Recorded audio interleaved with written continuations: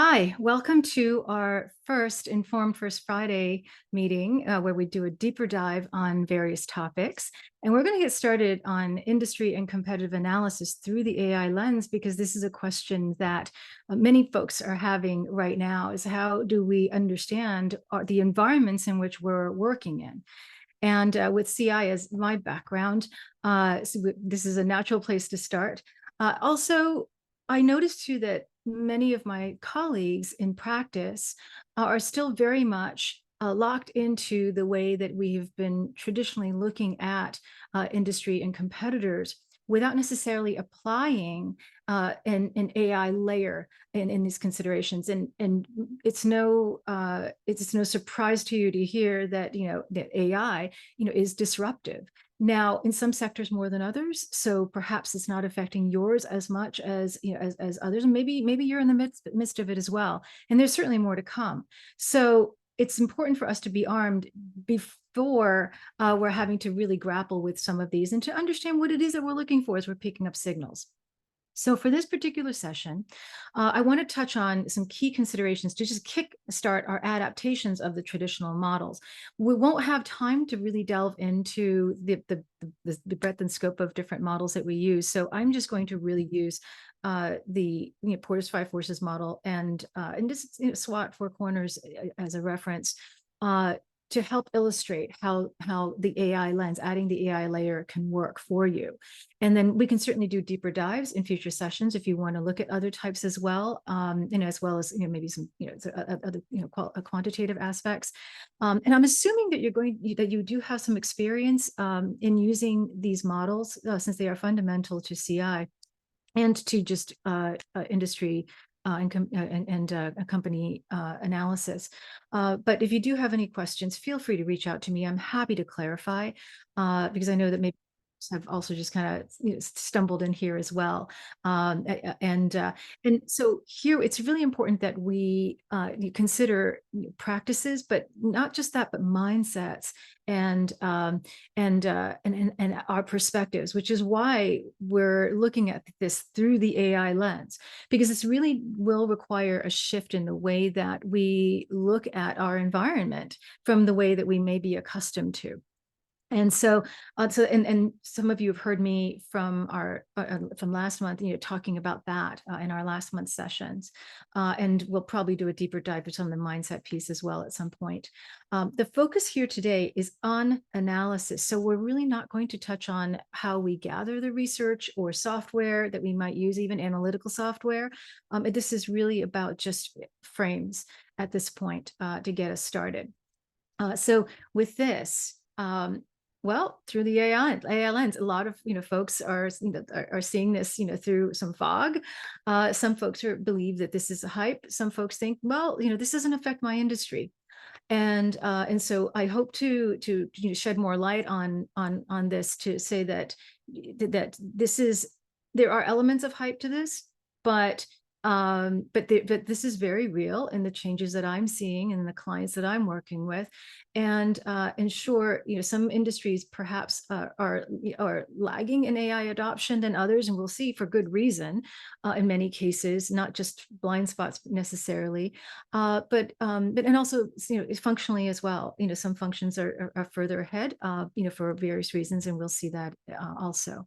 So with AI, one of the biggest questions that we have to ask is, what can it change within an organization? And then broadly speaking to, by extension, the industry.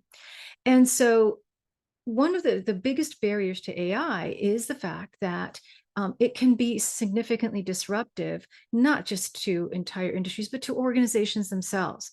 And so when you're introducing AI, and I'm just speaking broadly at this point, because we know that there are many flavors of AI, that it alters workflows. It can alter processes. If we're looking at AI, that has a broad touch.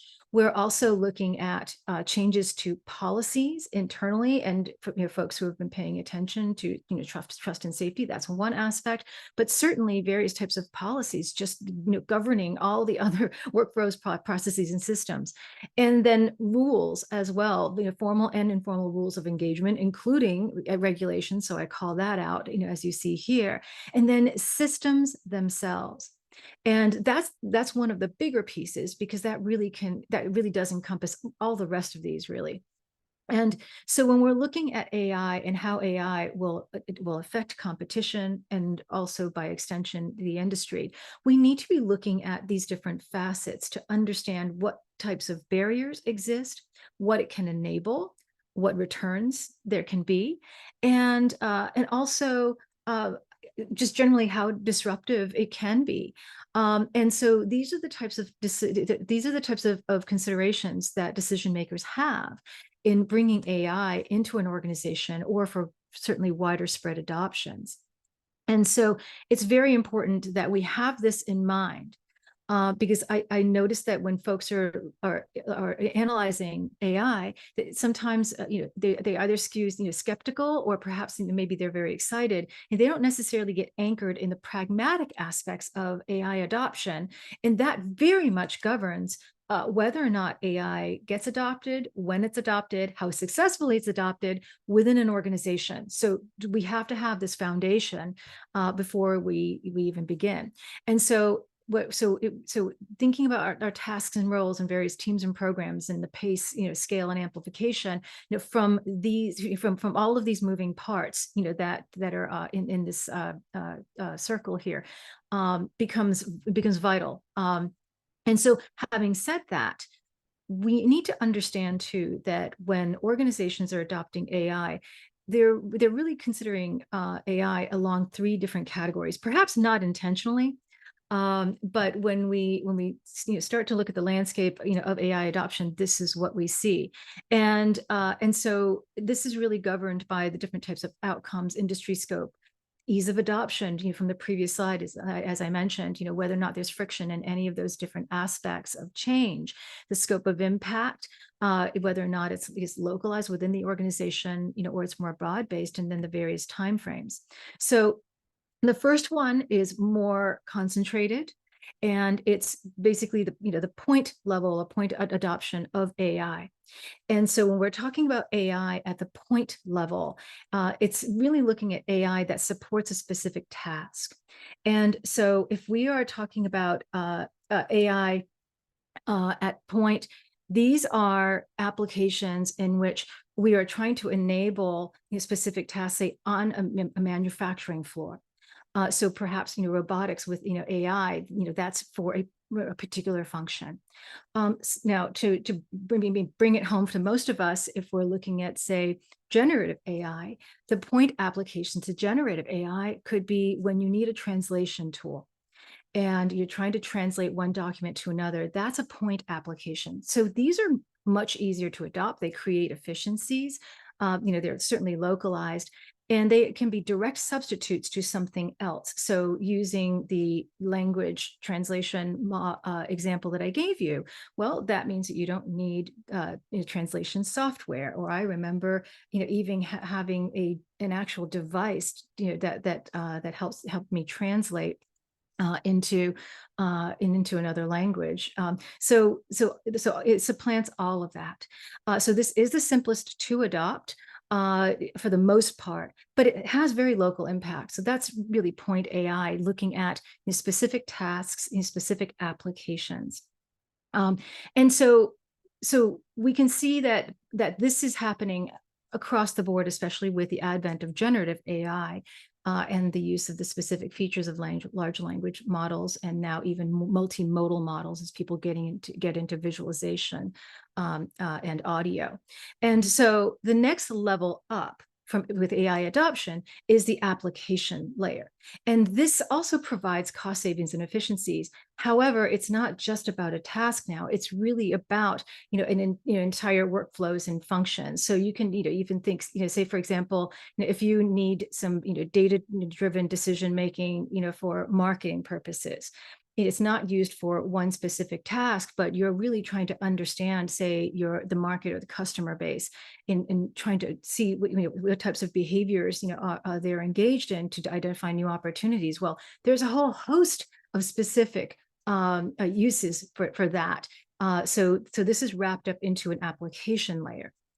So there are wide variations. I just mentioned the marketing piece, but you certainly have on the manufacturing side, there's, you have entire manufacturing lines that are also being changed as well.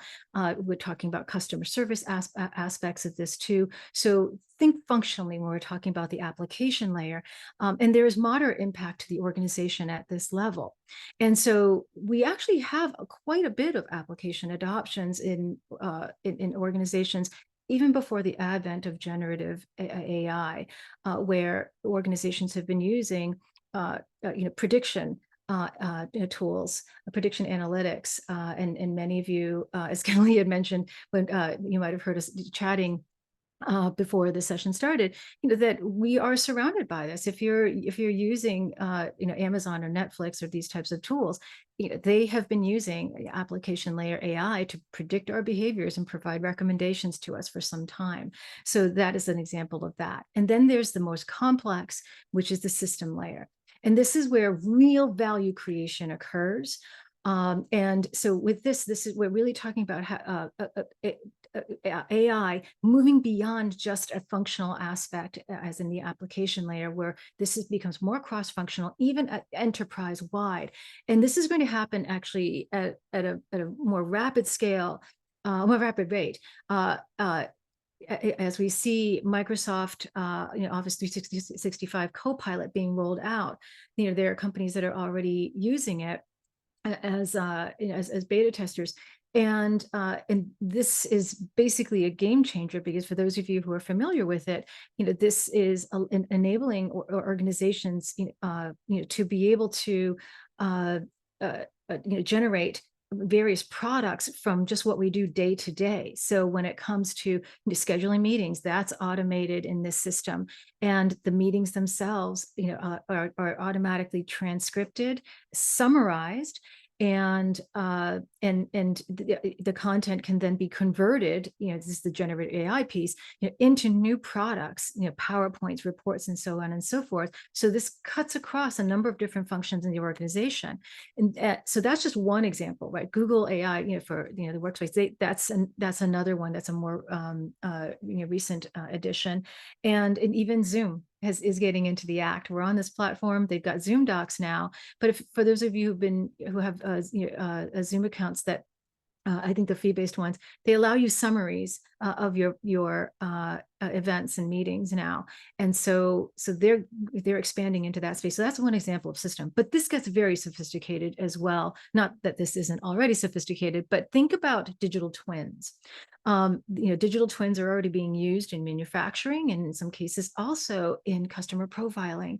And so when we're talking about that, these are also system level changes, especially when we're talking about for R&D and production purposes, where you're literally recreating an entire model. And then if you're also marrying that system into other functions within the organization, that now becomes even more robust. But that also means too that there are more barriers to change. So if you see competitors that are expanding into this, you need to understand what types of barriers they're confronting to understand whether or not they're actually applying the proper due diligence, what types of resistance they can encounter, whether or not they can successfully overcome these types of barriers at the application or especially the system level changes. So when we are conducting industry and organizational analysis through the AI lens, we have to have these distinct categories and phases in mind.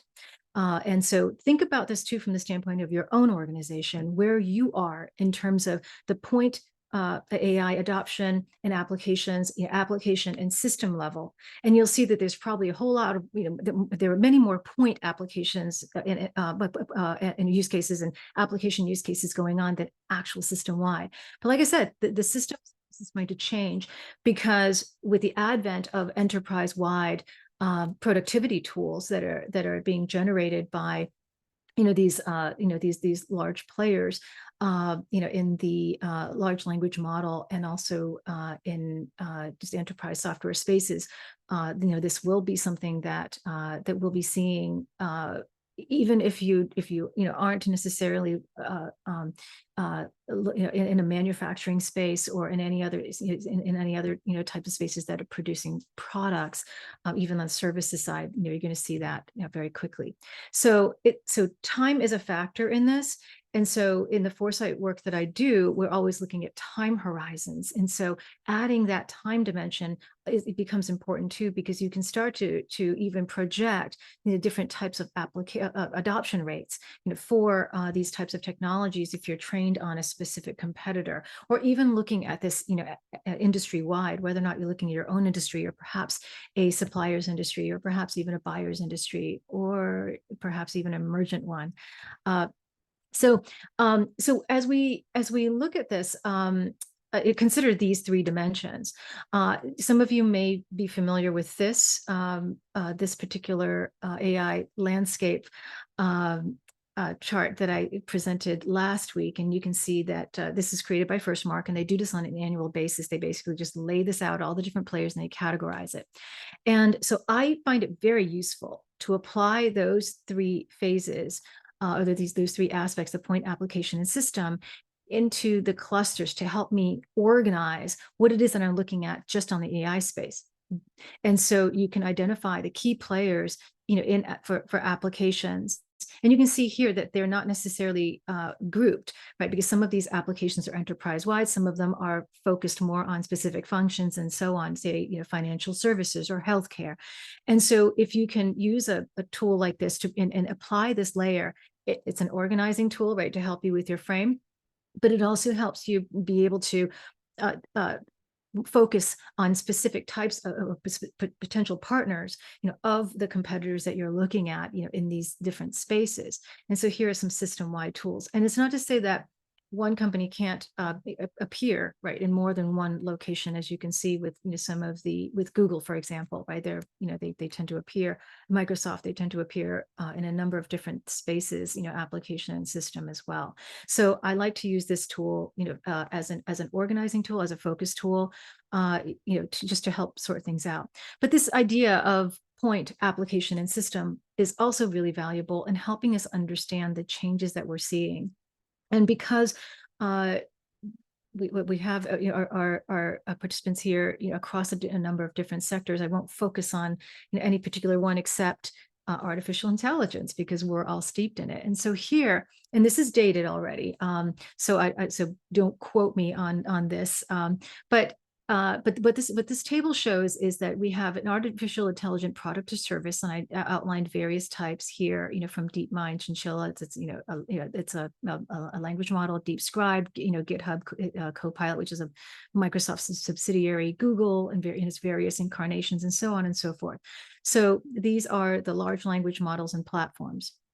And then we have here the various types of categories that they belong to help explain whether or not it's a closed source model or it's a healthcare model, and so on.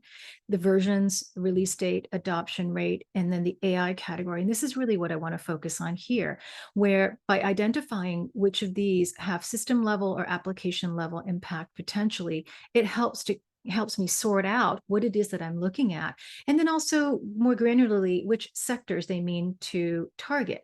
And so you can see here that with DeepScribe, they're focused on healthcare. So if I also say, for example, I don't have AlphaFold here, Google's AlphaFold, but if I can start creating clusters around this to see, what types of changes that are happening, what the different versions and release dates, and the adoption rate, but also the different features, which it does not appear here, right? So you can start to track AI changes within specific industries. And down here, you see fintech as well. So this is more broad-based, but it just helps understand that using organizing tools can be very, very helpful in helping us understand the impact of point, application, and system level AI. And you can see that some of these, there's the adoption rate just isn't there, right? These are still in development, but it's on my radar. And so that helps me stay on top of things for foresight purposes. Now, you may not have as long a time horizon, as I do or some of my clients. And so it's really more about just situationally trying to understand where you're at. And that's fair. So what you'll want to do is just focus on what products are actually actively out there rather than what products are in development. But this gives you a sense of how you might be able to apply the point, application, and system, to be able to organize and understand changes. And so in order to do that, to look at different categories of AI, it is particularly important. The various types of use cases, right? To take something like this and to break it down into further facets, to looking at the various types of evolutions that are occurring. Is an organization adopting mostly point level tools in which that tells you where they are in the AI maturity, at least for the nearer term, and then looking at any efficacy and value, of some of these tools as well, because to be able to understand the competitive space within, say, for example, AI in fintech or AI in healthcare, AI in retail or specific aspects of retail and so on. Looking at different types of relationships between products and services, and also applications across organizations and industries. So, what is becoming the organizational, the industry standard, for example, who's departing from that standard and why? Why perhaps, why is a particular organization within, industry space, departing from that? Is it because, they're looking for, some kind of differentiator? Are there more efficiencies, at play? Are they on to something else? Because there's a lot of internal innovations that are happening too, not just advancements from a lot of off-the-shelf products. And looking at specifically barriers and conditions that are required. And I'm going to be emphasizing this a few times here because I just can't underscore this aspect enough.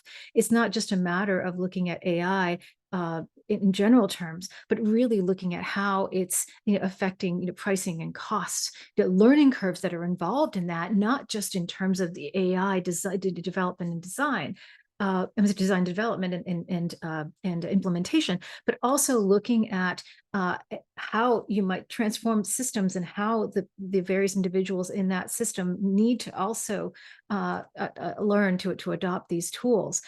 Sure, a lot of these are automated, but this is potentially disruptive because as we go from point to application to system, the more complex it is, the more disruptive it is, because the system-wide AI will affect various types of workflows and processes and so on. And many of these have, as I mentioned in the very first slide, informal and informal rules governing it. There may be regulations governing it, and these might present barriers to adoption. And so we need to be looking at that. It's not just as simple a matter of adopting AI.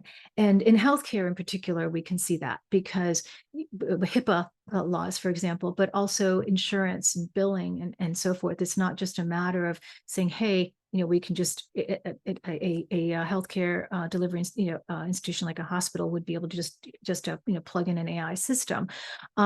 And so what we're seeing right now in that space is that it's being used more, at the point and application levels, for diagnostics, right? So perhaps, using AI to be able to, read, charts and graphs and radiographs and as well as just processing data, and so that doesn't affect the rest of the healthcare system. So linchpins become very important as well. Understanding that what is required to be in place before AI can even be implemented and succeed, right? To implement it is one thing, but be able to generate the returns and the value that we want is another matter. So that is another aspect to track as well. And then there are inherent risks that are always involved in these too, from disinformation and misinformation risks at the research and analysis level, to risks in terms of other unknowns, AI biases that might be built in, to a particular system.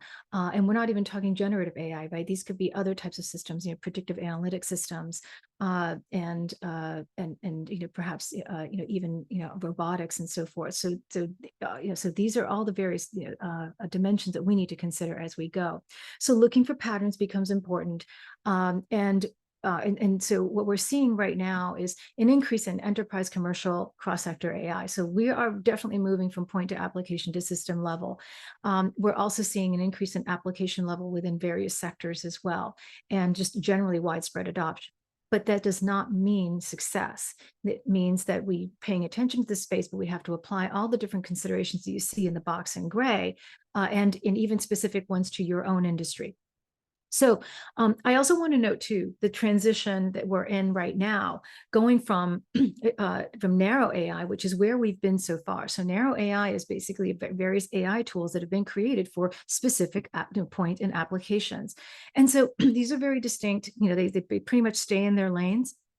And so so folks, who specialize in particular functions, say marketing, or excuse me, product development, will understand the types of AI that have already, been in play in their own companies and, their competitive space and so forth. And so that's really not anything that is new to many of us in our own spaces. And so there are just fewer unknowns to all of this because many of these have been, growing at a measured pace. There's, limited, impact as well. So you can certainly understand what that impact is. You can study it. And we can see the value in it much more clearly. But with generative AI, for example, and I'm just choosing that one facet of the broader AI space just to illustrate that we're moving to more broad-based and disruptive changes to AI. And so with this, as I've been trying to underscore the past few slides, there are system level impacts, that are happening not just at the organizational, industrial, but the social levels, as we've been hearing about, regulation and self-regulation of the AI industry, for example. And so that's also going to be introducing new novel processes and practices. When we're bringing in, say, system level AI, it means that it's going to disrupt and displace some of the current rules of practice within specific functions and even within industries, especially in industries that are regulated. Now, in more highly regulated industries, the adoption of AI is slower because you have to grapple with the regulation aspect. So that is inherently a barrier. But when you reach a certain tipping point, then that means those rules begin to change as well. So you need to be looking at how that works. And also generative AI, changes is sparking new applications, new products and new entrants. And we're not just talking about new entrants to the AI space, but new entrants also to other industries as well as the entrants begin to adopt AI and become, more of an AI-enabled organization. And with attendant efficiencies or perhaps just novelty, right? Let's face it, some of it is hype.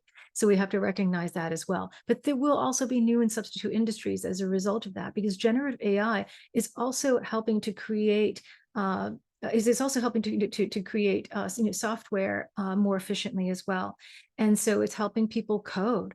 Or even as we'll talk a bit later too, there's low and no code that also enables people to adopt these tools. So there are just greater unknowns here that we have to consider in this space. We've moved from narrow AI, where we've been sitting, kind of happy in a controlled and relatively controlled environment over the past, couple of decades, now into this brand new space. And so we need to understand that it's a lot squishier, a lot more unknowns, and so we need to be trained on this. So, how do we do this? Well, let's not forget that there's this, right? We have to keep this in mind.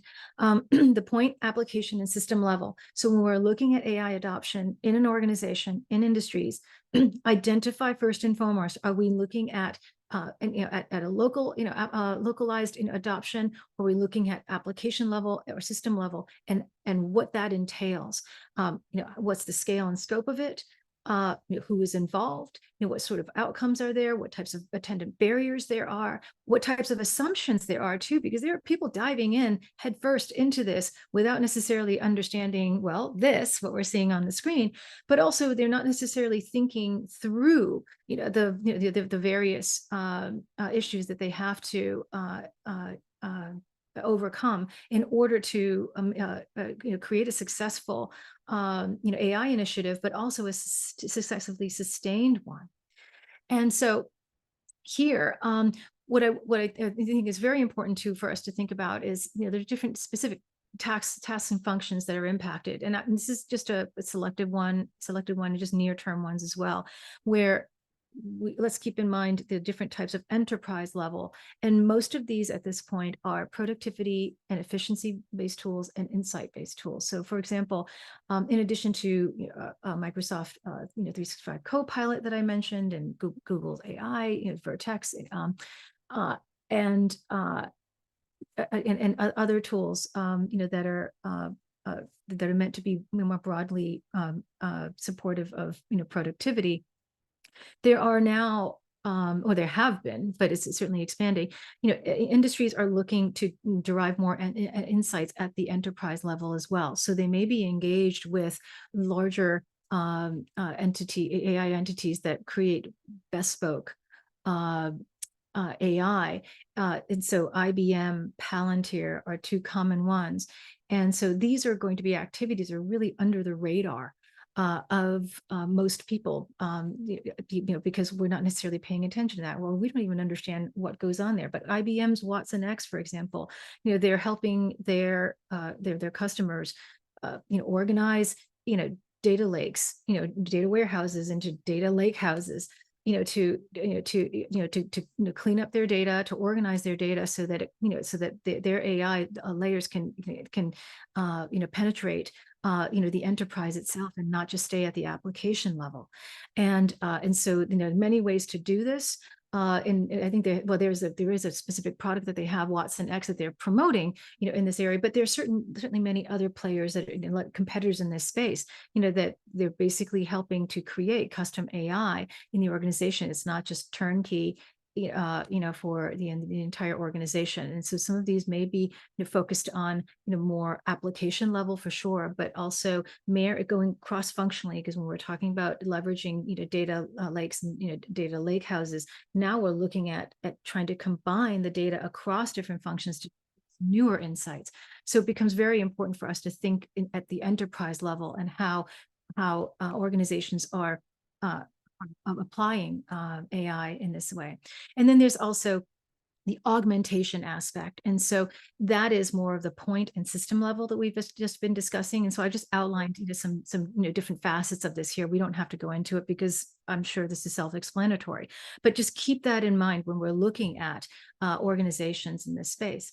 So now when we're talking about organizational AI, we want to be sure that that we, again, organize what it is that we're looking at. And so when we're talking about the enterprise level, generally speaking, in an organization, there is centralized AI, and many of you probably already have a centralized AI unit in your own organization. Typically, the centralized AI unit is also tied into a digital or AI strategy or an initiative. So it's really, it's really tied to the very top of the organization. Now, with or without that, there may be tactical or operational AI that's occurring. And in fact, in many organizations, AI begins as tactical or operational AI, maybe starting in a particular unit. Say the R&D team decides that they need AI to be able to help them, process data and to accelerate the discovery process, for example. And so they'll adapt that before there's any sort of centralized AI system. And or perhaps sales or marketing are looking at customer data and they've been processing that and maybe using that to gain some insights. So it's to say that it's very important to understand which level and which types, which facet of AI that we're looking at within an organization. And then there's also another piece to this too, which is edge AI. And edge AI is an aspect of AI within the organization that is not necessarily embedded within any specific function in the organization. It's certainly not centralized, but basically it is, sort of an experimental aspect. It's basically AI that may be very, very innovative, and so innovative they don't necessarily want it to be disruptive to the rest of the organization. So it's its own standalone unit that basically is just kind of skunk working this and create, or perhaps maybe it's even more pointed than that. They're creating new products and services around AI And so they're reporting, to, the organizational leadership, but they're on the edge. And we see that one of the most famous cases of that is actually Google Brain. Google, as we know, had been, search, slash, ad company, to start with, and it started to expand into a number of different other applications and industries. And Google Brain, which is their AI piece, was created as an edge team. And so as Google Brain becomes more successful, they started to integrate aspects of their discoveries and their developments into the search engine itself. And so Alpha, is now, is all under Alpha, of course, but Alphabet, but the Edge unit of Google Brain had always been on the side, so that it's not necessarily disruptive to the core, Google search engine slash ad product. And so and I work with some companies in which they might have a marketing team that is on the edge as well, where there is a core marketing team, but there's also another marketing unit, that is applying AI for more novel aspects of marketing. And so and then Edge can also be certainly more enterprise wide as well, but they're starting smaller and perhaps working in a more discrete DISC or ETE unit. And so having this in mind helps you understand what to look for, all right, in terms of looking at AI within an enterprise. And so with this, what we also need to keep in mind too is that there are strategic elements to this, as well as tactical, operational, and then the edge pieces. And so the strategic elements, as I mentioned, is the centralized AI piece. Tactical, operational are in these bubbles here, and then the edge piece, can be functional, or it could be completely other type of business that they're spinning off into.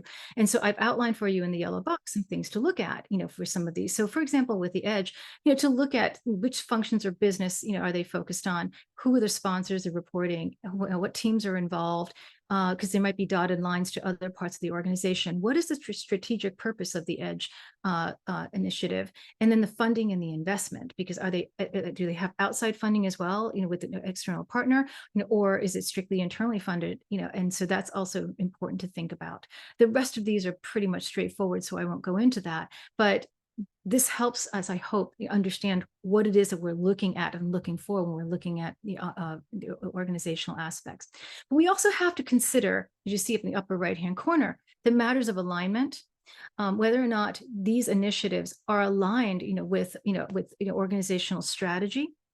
And it's not necessarily, we can't assume that they are, just because it's AI, and just because an organization has an AI strategy may not be well thought out. So that becomes particularly important. The speed at which it's being implemented becomes important, and also the level of AI maturity. And we'll talk a bit more about that here, where when we're looking at organizations, it's very important that we don't just use the typical tools. And you'll see at the bottom here, we've got 4 corners and SWOT toes, right? But I've also incorporated here the AI maturity model. So when we're looking at AI enabled organizations, we have to look at the AI maturity model in relation to 4 corners, SWOT, and other types of analysis. Because the AI maturity model tells us a bit more about their AI capabilities. And so when we're looking at this, we want to see whether or not an organization is basically just, at the aware stage, or perhaps they're at the fully mature stage, or points in between, right? Because there are different types of maturity models used by different organizations. I have my own for my own clients as well. And so so you can kind of, take a look at how they define these different points. But generally, it's basically AI aware, to maturity at the 2 different ends. And then in the middle, there are a number of different definitions. And so, but this speaks to their AI capabilities, right, in terms of deployment, the use of operating models, their infrastructure, technologies, the organization, the data, whether or not it's, how much data they have, how organized it is, the data hygiene, whether or not they can leverage it, as well as trust and governance and so on. And all of this, these capabilities then, can feed into the your analysis using other types of models, because, hey, let's look at the bottom one of the four corners, which is capabilities. So if we don't understand the AI capabilities, we're not able to understand an organization, at least through their through four corners of analysis, if the AI piece is missing here. And with SWOT toes, it's just an understanding what AI affords them through the typical SOW and T's. And then understanding if we're applying the SWOT toes aspect to derive potential strategies from that as well. And so that becomes very important. So we want to be sitting here in this middle where we're incorporating all of these different elements rather than just any one of these, or omitting the AI maturity aspects altogether. And now industry analysis. We're just going to touch on the five forces, and here what we're seeing is that the AI is enabling the changes in access to information in terms of insights, rate, and volume, and scope, and so forth. And so so when we're looking at, say, for example, the power of suppliers or power of buyers, we all know that the rules governing this is, whichever, whomever has more information, right, than the other, say, suppliers over, the rivals in the middle here, the industry rivals, they have more leverage. And the same with buyers as well. And AI does change that. So if you have suppliers that can gain more insights through their AI systems, they might be able to understand how they might be able to create more efficiencies, or be able to target the competitor rivalry or the industry in the middle here, and vice versa. Right, so that becomes important. The threat of new entrants, right? AI is increasing the number of organizations in certain industries that are just running more leanly or agilely. They don't necessarily need to have as much infrastructure, because they were more reliant on AI to be able to deliver their services. And so that's something to think about as well. And also the threat of substitutes, and basically this is all potentially disruptive. And so so time horizons become important, and picking up all the various signals that we know that we've known about, but also looking at new types of signals that AI can cast off as well. And so when we're looking at five forces through the AI lens, it's really important that we understand that we can look at this through different layers. And so when we're looking at industry dynamics and forces, what we're trying to do is to focus on which organizations within the rivalry space has a head start, or perhaps even suppliers and buyers. Which one of these are ahead of the game? Because with AI, unlike in other areas, we do have a distinct first movers advantage, which is why so many organizations are scrambling to do this, is because they understand that the earlier you get into the game, the more data you can begin to leverage and collect. The more data you collect, even more data, the more insights you can gain. And so it's this very, very productive loop. And so time buys you more data and insights effectively. So that head start is important. Filling up various gaps, through insights becomes important too, and also just using it for validation purposes. And so it's very important, that we look at this, through the industry lens as well. We do this through layers, because you can certainly look at this strictly through AI. You see from the bottom of the triangle. But if we're just studying organizations or industries, AI activities, that's really disconnecting it from other important aspects. Trying to understand the value creation through the rest of the business, or to markets and so forth. So so certainly marrying it through other activities and conditions and applications, as we looked at, the point application and system level becomes important. But we can also expand that, where we're looking at AI, not just distinctly as we see at the bottom there, or just AI, functionally, but looking at AI, through the supplier distribution chain to see whether or not across, that layer in the industry, there are changes. Then we can also look at, AI as it's applying to specific, forces. AI, for suppliers, AI for, in terms of the buyers, AI in terms of, new entrants and substitutes. And then, of course, holistically, right? So now, so basically what I'm saying here is that we can look at AI from the parts to the whole. And ideally, it's important to do a little bit of each of these, right? To ensure that, we're drilling deeply where we need to, but we also, gain a holistic view of this, and to make sure that we're not just looking at this from a current perspective, but also where it's going. The Porter's Five Forces model, is not a forward-looking model. And so it's very important that we apply that layer on our own, because AI is moving so rapidly. This is definitely a case of trying to understand what, where the planning is going, and trying to even project, based on the signals that we're seeing, what various AI initiatives, are within specific industries and companies within that, and what's also possible, and also what they're not doing. There's a lot of technology out there right now that is actually being underutilized, because people are looking for turnkey systems. But for organizations, who can invest in creating, their own AI applications, they can gain specific types of advantages. And so that's important to think about as well. And then quality assurance becomes an issue as well when we're looking at all of this with bias mitigation and hallucinations and prompting and all that. So what we get out of these systems, is also what we put into it in terms of our analysis. And maybe we'll talk about that aspect more in a future. But it's important for us to think about this, in terms of these layers, and to move along these layers when we're evaluating AI. So the further down we go, the more granular it is, the deeper we can go, but also just ensure that there's a loop here as we move through the layers. And then to use it for benchmarking as well. So that's also, relatively novel at this point. But I also, want to point out that we can certainly drill, down and look at different facets. And so here I've just outlined in the next few slides, different components of the Five Forces model. And so in terms of the rivalry, to look at, the question of incumbents versus, startups. And so that's a fundamental question, because within AI, folks, there are folks there who are in a couple of different camps. Some people say that incumbents have the advantage because these larger enterprises are already well established, and what they need to do is simply leverage what they have already in terms of the data they've collected, the expertise that they have, and add an AI layer to it. And many of them certainly have the resources to do it, especially these very large enterprises that literally throwing, hundreds of millions of dollars and even billions at these initiatives. And so certainly incumbents have the resources, the time, and they certainly have the scale.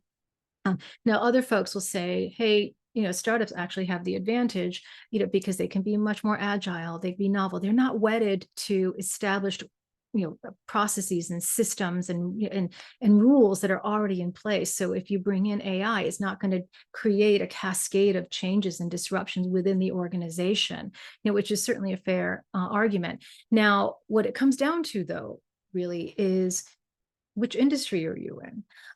Because certainly if you are in a manufacturing industry, say you're manufacturing white goods, well, it's not going to be the same, as as an organization, that is just purely service oriented. And so we're talking about very different types of barriers here. And so looking at incumbents versus startups really depends on that industry. So it's not a very, very simple debate between the two. And people who are reducing it into that, I think are looking at this, through the wrong lens. But also looking at things too, that are squishier, like leadership and culture and learning, because there are learning curves to this. And so people can have the best intentions and and terrific plans in implementing AI, but if you don't have the right types of vision and right types of adoption through some of these sort of softer aspects of the organization, then you're not necessarily going to get the most out of these systems. So it's very important that we think about that in terms of incumbents as well. And then I already talked about the structures, processes, rules, regs, trust, and governance, that also come to bear too, that we need to look at. And so certainly when we're talking about industries that are novel, and we're seeing a lot of that in the AI space, a lot of those rules haven't been written yet. But if we're talking about financial services, healthcare, energy and others, which their their regulation, regulatory space is a very, very important one for them. It's we really need to understand the rules and how AI will work with the rules. And so typically there won't be any system level applications for those industries, probably point and application level initially. And so that's probably where you should be looking. But certainly, of course, keeping an eye out on on any sort of new applications coming down the line, but you have a longer runway in which to work. And so, to think about also the return on investment for AI as well. Because some folks are sort of doing it on the cheap, thinking that, hey, generative AI, is enabling us to do everything, and that's certainly a mistake, because generative AI is really just one tiny facet of this. But this is really all about value, and point level and application level AI, as we've seen in earlier slides, does not generate real value. The real value, in adopting AI will be at the system level. And so, that's something, that's a question to ask when you're looking at this, from the competitive rivalry space, and then looking also at the government layer, to see, what types of government roles are existing and emerging within that space. Now, and then quickly, supplier power, it's really about the information that they can get from AI, that provides them advantage, over the players within the supply and distribution chains. And so it's important for us to understand, how the suppliers or buyers are accessing data and information, and through AI, what they're doing with it, and how they might be able to gain, maybe some more advantage over, your industry space, and buyers, conversely as well. And then, so in key types of AI to think about, we're so focused on generative AI that I think that this is, becoming really, I think, potentially dangerous, because people aren't paying attention to other aspects like predictive analytics, and how reinforcement learning plus generative AI is really going to be creating some new leaps in the way that AI will be able to provide insights. I mentioned already automation and robotics, but also now visualization and multimodal AI is creating new modeling and scenarios and different types of tools, to be able to help, people, envision, consumers and potential, markets and spaces and scenarios. So all of that is going to come into play. So keep in mind, how, the suppliers and buyers are applying these types of tools or not. And then, of course, thinking about backward or forward integration in terms of the data and the technology aspects as well, because as I mentioned, there are folks who have edge AI. And so the edge AI component, would be a potential area, because that is their AI unit. And so there could be, some, potential movement there, with the edge AI activities towards backwards or forwards integration. For new entrants, we're really looking at, AI-based and novel technologies, that are in place that might create new efficiencies, leaner operations. And a lot of it's really tied to proof of concept, at this point too. So that's something to think about. Just because we see that an organization is embarking on an initiative does not mean they're going to succeed. And so that's where, our CI hat comes in, and asking all of those traditional questions about alignment, and looking at this thing through a four corners lens and so forth. But certainly, at the industry level too, taking a look at new entrants as a whole, and what the various types of barriers are. And so the barriers here, the other typical ones, right? The cost, but the costs, require the understanding of costs. Require an understanding of AI. And so, for example, we're talking about, whether or not an organization, will be able to adopt, the AI that will give them the computing that they want, because compute costs are very expensive. Most organizations are not bringing in their own GPUs to help, run their own models, but perhaps they will. So these are the types of things to look at: knowledge, skills, and abilities to be able to, afford, these types of adoptions as well, different types of funding and scaling and so forth, and all these other things we've talked about that are typical barriers to AI.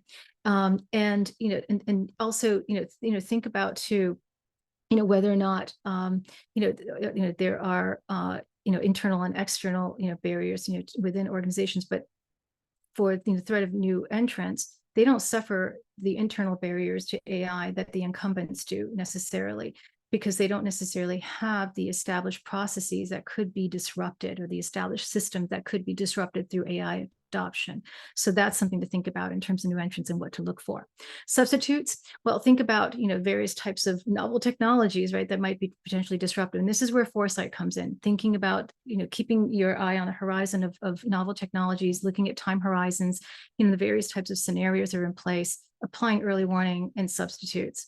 So seeing through the AI lens, to summarize a lot of this, is to say that we need to look at this from a technical perspective and a business perspective, and to be sure that we don't let our blind spots and biases get in the way. The technical perspectives, is looking at trying to understand the capability and feasibility. And so you need to have people who are technically proficient in AI to be able to help you understand this. And to look at the various types of barriers that might be in place, for new entrants, or for for incumbents to adopt AI. On the business side, trying to look at the technical and marrying that with strategies, and with market activities. And then trying to identify what the specific use cases are when we combine the two, and identifying those use cases. So when we're working with our clients, we're trying to help them understand not just what the landscape is, not just what the maturity models are, but specifically how AI can be used, and then developing scenarios. And then, so, with the AI ecosystem, I'm just going to reference a slide that I mentioned last month as well, just outlining some of the players, that are in place, so that it's important to understand, these layers as well, from different LLM platforms all the way up to the developers that can enable novel types of AI applications, and to understand what it is we're looking at, because they're casting off different types of signals. And I won't lean into this here because we touched on that a little bit, but I can certainly talk about this a bit more. But looking at different applications, the value and the evolution along these lines as well, because these are part of the changes in the space. So I've just summarized here, some risks and threats. I won't go into this in depth, but I just feel that it's the point here is really important for us to have a near-term and longer-term view of AI, and not get locked into the near-term view. And so it's really important that we're looking at risks and threats. Say, for example, does AI competition provide advantages? Could there could be poor performance issues relating to that? Poor sourcing and methods, and all the things that can go wrong with AI. Just because it's exciting, it doesn't mean it's going to work. And then the longer term ones too. It's uncharted waters. There could be processing gaps, and lack of local controls, and so on, and ongoing certainty. So these are just some things to touch on. And trust and safety is incorporated into all of these. And then looking at opportunities as well, where there are some near-term ones. I mentioned first mover advantages, differentiations, as well. But understanding too that that what's to come, as much as it's pretty chaotic right now, there will be more enterprise and task efficiencies. There will be more seamless integrations of applications, so it doesn't feel like we're just kind of putting together just shoehorning different models together, or shoehorning different applications together. But this is all tied to quality issues as well, when we're looking at the near term and longer term effects of AI. But as I mentioned, it's very important to look ahead, not just at what's happening right now in your competitive space or with your competitors, but to look at what might be happening with predictive analytics, or perhaps automation, multimodal and multifunctional AI. Google just had a big announcement this past week about multimodal models that they've created. And so these are potentially disruptive over the next year, 2, 3 years. And so the companies I'm working with, we're actually looking ahead at what's to come, and not just thinking, okay, what can we do now to prepare for that? Because it's happening very, very quickly.